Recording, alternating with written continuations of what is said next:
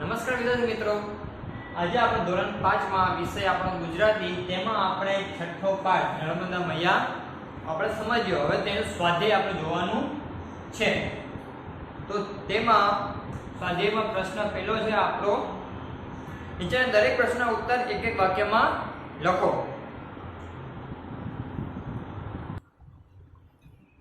તો પહેલો પ્રશ્ન છે આપણો, નર્મદા નદી કયા સરોવરમાંથી નીકળે છે? તો નર્મદા નદી અમરકંટક નામના સરોવરમાંથી નીકળે છે. બીજો પ્રશ્ન છે, નર્મદાનો શો અર્થ થાય છે? તો નર્મદાનો અર્થ થાય છે આપણે આનંદ આપનારી. ત્રીજો પ્રશ્ન છે આપણો, ગુજરાતમાં નર્મદાએ બનાવેલો બેટ કયા નામે ઓળખાય છે? તો ગુજરાતમાં નર્મદાએ બનાવેલો બેટ કબીરવડના નામે ઓળખાય છે. ચોથું, નર્મદા નદી કયા શહેર પાસે સાગરને મળે છે? તો નર્મદા નદી ભરૂચ શહેર નદી પાસે સાગરને મળે છે. તો અહીં આપણો પ્રશ્ન પહેલો એક એક વાક્યમાં પૂરો થાય છે. ત્યારબાદ પ્રશ્ન બીજો, નીચેના પ્રશ્નનો ઉત્તર લખો. પ્રશ્ન બીજાનો પહેલો પ્રશ્ન, પંખીની પાખે પ્રવાસ કરવો એટલે શું? તો પંખીની પાસે પ્રવાસ કરવો એટલે વહેતા પાણી પર ઉચ્ચથી નજર રાખીને પ્રવાસ કરો. પાણી વહેતું હોય પણ આપણે ઉચ્ચથી નજર રાખીને તેના પર પ્રવાસ કરવાનો છે. પ્રશ્ન બીજો, નર્મદા ભારતના કયા બે ભાગ પાડે છે? તો નર્મદા ભારતના ઉત્તર ભારત અને દક્ષિણ ભારત એમ બે ભાગ પાડે છે. ત્રીજો પ્રશ્ન, નર્મદાને રેવા શા માટે કહે છે? તો નર્મદા કોઈ જગ્યા પરથી એકદમ શાંત વહે છે, તો ક્યાંક દોડતી કૂદતી એટલે કે ઝડપથી વહે છે, તેથી તેને રેવા પણ કહે છે. એટલે કે નર્મદા કોઈક જગ્યાએથી શાંત વહે છે અને કોઈક જગ્યાએથી ઝડપથી કૂદતી દોડતી એટલે કે ઝડપથી વહે છે, તેથી તેને રેવા પણ કહે છે. ચોથું, બંદરકુદ વિશેની વાતમાં સાહસની શી વાત આવે છે? તો આ જગ્યા જૂના જમાનામાં શૂરવીર સૈનિકો પોતાના ઘોડા આ જગ્યા પરથી નદી પરથી કૂદાવી એક જગ્યા પરથી બીજી જગ્યા પર જતા હતા. આ સાહસની વાત બંદરકુદ પર આવે છે. એટલે કે બંદરકુદમાં સાહસની શી વાત આવે છે? તો જૂના જમાનાના લોકો પોતાના ઘોડા, શૂરવીર સૈનિકો છે, પોતાના ઘોડા નર્મદા નદી વહે છે ત્યાંથી એક જગ્યાએથી બીજી જગ્યાએ કૂદાવીને જતા હતા. આ સાહસની વાત તેમાં આવે છે. ત્યારબાદ પ્રશ્ન ત્રીજો, નીચેના શબ્દોની જોડણી સુધારો. તો જોડણી સુધારો તેમાં પહેલું છે નૌકા વિહાર. તો તેની શબ્દ જોડણી આવશે નૌકા વિહાર. ત્યારબાદ બીજું છે શૂરવીર. તો શૂરવીર આ રીતના છે. પથ્થર, તો પથ્થર. ત્યારબાદ અણીદાર. તો અણીદારની જોડણી આ રીતના આવશે. આજ્ઞાતીત. તો આજ્ઞાતીત. મીંડું છે એ ના ઉપર આવશે. ત્યારબાદ જીવાદોરી. તો જીવાદોરીમાં જી આ રીતના આવશે, જીવાદોરી. હવે પ્રશ્ન ચોથો છે, નીચેના શબ્દના સમાનાર્થી શબ્દ આપો.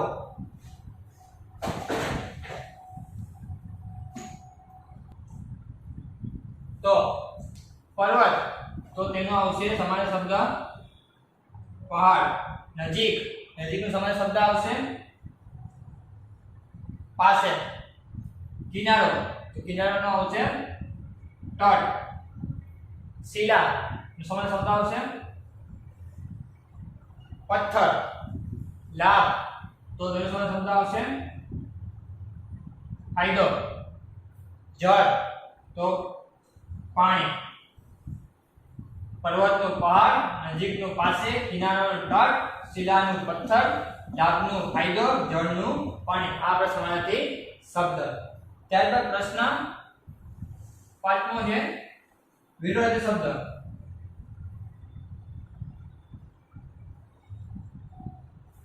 તો પૂર્વ, તેનું વિરોધી આવશે પશ્ચિમ. ત્યારબાદ સુંદર, તેનો વિરોધી શબ્દ આવશે કદરૂપું. ત્યારબાદ ઉચ્ચ, તો એનો વિરોધી શબ્દ આવશે નીચે. ત્યારબાદ અજવાળું તો અંધારું. લાંબી તો તેનું વિરોધી શબ્દ આવશે ટૂંકી. સુખ તો એનો વિરોધી શબ્દ આવશે દુઃખ.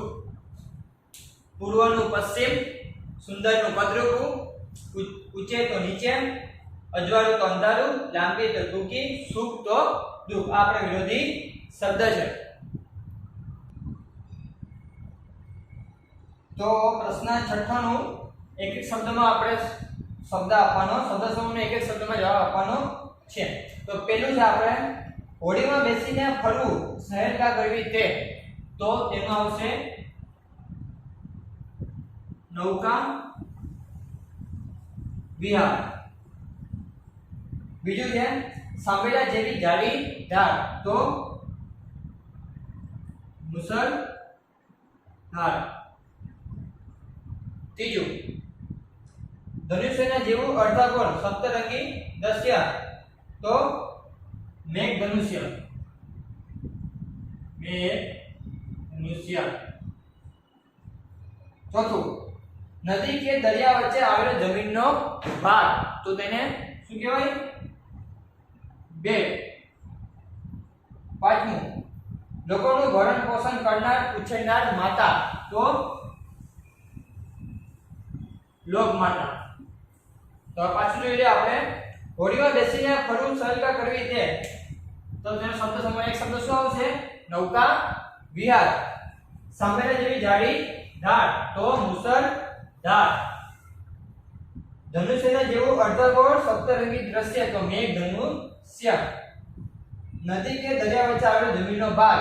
તો બેટ. લોકોનું ભરણ પોષણ કરનાર ઉછેરનાર માતા. તો લોક માતા. હવે વિચારીને લખો. સાચો પ્રશ્ન છે સરદાર સરોવર શા ફાયદા થશે? નર્મદાને ગુજરાતી જીવાદોરી કેમ કહી છે? તો આ પ્રશ્ન આપણે વિચારીને લખવાનો છે. તો સરદાર સરોવર શા ફાયદા થશે? તો સરદાર સરોવર બન્યું છે તેનાથી લોકોને અનેક ગણો ફાયદો થાય છે. તો પહેલા તો લોકોને દરરોજ જરૂરિયાત પૂરતું પાણી પીવા મળી રહે છે. કપડાં ધોવા માટે, રાંધવા માટે, રસોઈ કરવા માટે આપણે પૂરતા પ્રમાણમાં પાણી મળી રહે છે. ખેડૂતને ખેતી કરવા માટે પાણી મળી રહે છે. તેનાથી પણ ખેડૂતને પણ ફાયદો થાય છે. પાક તે સારો ઉગાડી શકે છે. ઘણા ફાયદા થાય છે. બીજું ફેક્ટરીમાં પાણી જોઈએ તો તેને પણ ફાયદો થાય છે. સરદાર સરોવર છે તેમાં પાણી પુષ્કળ પ્રમાણમાં પાણી સચવાયેલું રહે છે. તો આપણે વર્ષો સુધી તેનો ઉપયોગ કરી શકીએ છીએ. પ્રશ્ન બીજો છે નર્મદાની ગુજરાતી જીવાદોરી કેમ કહી છે? કારણ કે આપણું જે ગુજરાન આપણે ખાઈએ છીએ, રોજગાર કમાઈએ છીએ, તે આપણે કેના ઉપર આધાર રાખે છે?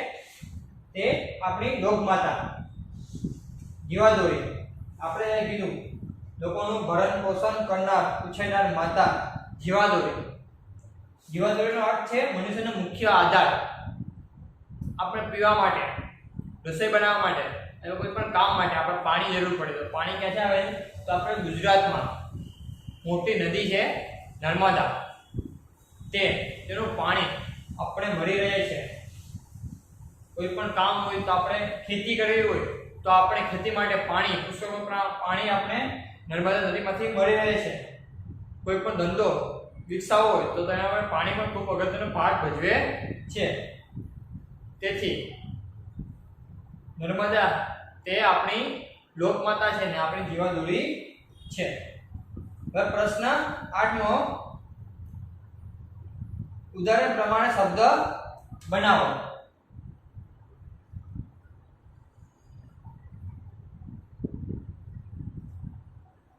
તો નર્મ એટલે કે નર્મદા એટલે આનંદ આપનારી. તો તો પેલું છે સુખ, તો સુખદા, તો સુખ આપનારી. બીજું છે વર, તો વરદાન, તો વરદાન આપનારી. ત્રીજું છે શુભ, તો શુભદા, તો શુભ ફળ આપનારી. ચોથું હર્ષ, તો હર્ષદા, હર્ષ આનંદ આપનારી. તો આ રીતના આપણે વાક્ય બનાવી શકીએ છીએ. ત્યારબાદ પ્રશ્ન છે 9મો. પ્રશ્ન 9મો છે નીચેના શબ્દનો વાક્ય પ્રયોગ કરો. તો પેલું છે લીલોતરી, તો તેનો વાક્યમાં પ્રયોગ, જે શબ્દ છે તે વાક્યમાં આવવો જોઈએ. લીલોતરી શબ્દ છે તે આપણે વાક્યમાં ઉમેરવાનો છે. તો વરસાદ પડવાથી ખેતરમાં તો વરસાદ પડવાથી ધરતી પર લીલોતરી જોવા મળે છે. બીજું જીવાદોરી, તો નર્મદા નદી એ આપણી લોકમાતા અને જીવાદોરી છે. ત્રીજું બેટ,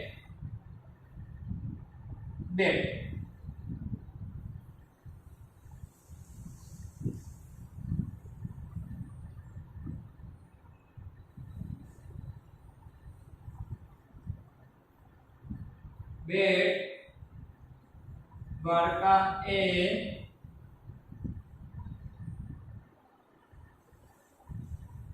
દરિયાની વચ્ચે આવેલું તીર્થ છે. તો બેટ દ્વારકા એ દરિયાની વચ્ચે આવેલું તીર્થ છે. ત્યારબાદ પ્રશ્ન 10મો છે તમે કરેલા પ્રવાસનું વર્ણન કરતો પત્ર તમારા મિત્રને લખો. તો તમે કોઈ પ્રવાસ કર્યો હોય કોઈનો પણ તે તમારો પત્ર તમારા મિત્રને લખવાનો છે. ત્યારબાદ પ્રશ્ન 11મો નીચેના શબ્દને શબ્દકોશના ક્રમમાં ગોઠવો. તો સુંદર, સરસ, સૈનિક, સફેદ, સિંચાઈ અને સ્નાન. તો પહેલા શું આવશે? સરસ. પેલો શબ્દ આવશે સરસ. પછી આવશે સફેદ. ત્યારબાદ આવશે સ્નાન.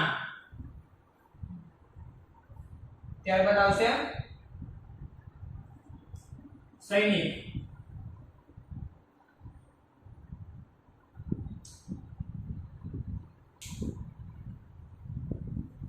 ત્યારબાદ આવશે સિંચાઈ. ત્યારબાદ આવશે સુંદર. તો આ આપણા શબ્દકોશ પ્રમાણે આપણે ગોઠવેલા છે. તો અહીં તમારો છઠ્ઠો પાઠ નર્મદા મૈયા તેનું સ્વાધ્યાય છે તે પૂરું થાય છે. જય સોમનાથ. આભાર.